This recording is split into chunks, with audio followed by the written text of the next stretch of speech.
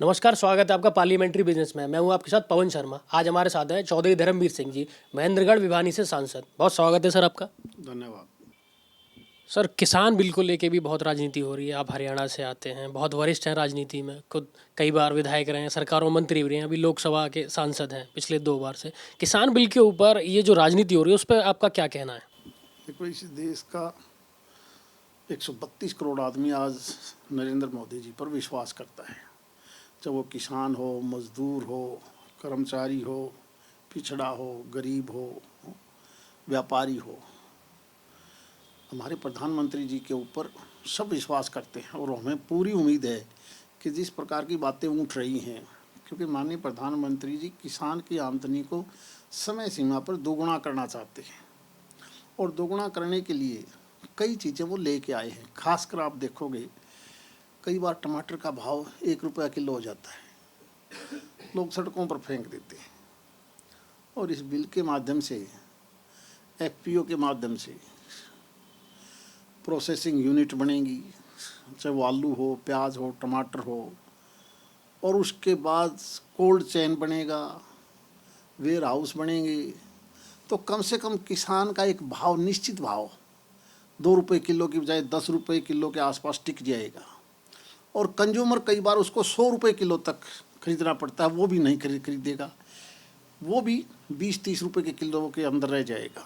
तो कंज्यूमर को भी, उत्पादक को भी, खासकर सब्जियां और फल फ्रूट में बहुत बड़ा फ़ायदा मिलेगा। अब जैसे देश भर में चावल है, आज मोटे अनाज की ज़रूरत है। चावल और गेहूं ऐसी है जो हम पेट तो भर लेते हैं, और देश में इतना डीएपी और यूरिया डालते हैं कि बीमारियों के अलावा कुछ नहीं है।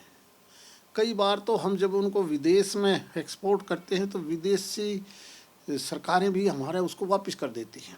समय आ गया कि हम मोटे अनाज की तरफ बढ़ें, चाहे वो चना है, सरसों है, दाल है, तिलहन है। अगर इनमें जाएंगे हम तो ईमानदारी से देखिए, उनके भाव भी अच्छे हैं, पानी भी कम यूज होता है, और उनमें वो तत्व भी हैं जिनकी वजह से आदमी की इम्यूनिटी बढ़ेगी। पुराने समय में इसीलिए बीमारियां कम होती थी कि हम देसी खाद का प्रयोग करते थे, मिट्टी की ताकत से वो चीज़ें पैदा होती थी। आज तो यूरिया और डीएपी और दवाइयाँ छिड़क कर हम उत्पादन तो बढ़ा गए, लेकिन बीमारियां उससे कई गुना पैदा हो गई। पानी की मात्रा भी चावल बहुत ज़्यादा लेता है, उससे 10वें हिस्से में हम बाजरा भी पैदा कर सकते हैं, हम सरसों की फसल भी पैदा कर सकते हैं, चना भी पैदा कर सकते हैं। और हमारी तो ये सोच है, हम लोकसभा में भी हमने बार बार कही है कि इनका रेट, जिस प्रकार बाजरे का रेट बढ़ाया है, सरसों का रेट बढ़ाया है, चने का रेट बढ़ाया है, इन रेटों को आप एमएसपी जिस प्रकार माननीय प्रधानमंत्री जी ने कहा है, इनके रेट समय आने पर और ज़्यादा बढ़ाए जाएं। क्योंकि आज भी हम इंपोर्ट करते हैं दाल, तेल और तिलहन, और जब इंपोर्ट करते हैं तो हमारा पैसा हमारे देश में रहे, हमारे देश के शरीर को वो ताकत मिले। आज दुनिया में कोविड जैसी बीमारियों का मुकाबला अगर कहीं होता है तो मोटे अनाज से हो रहा है। जो लोग ये दूसरी चीज़ खाते हैं ऑर्गेनिक की बजाय, वो बीमारियां जल्दी पकड़ में आती हैं। इसलिए समय आ गया कि हम ऑर्गेनिक फसल पैदा करें, मोटा अनाज पैदा करें, दाल, तिलहन और तेल की फसलें पैदा करें।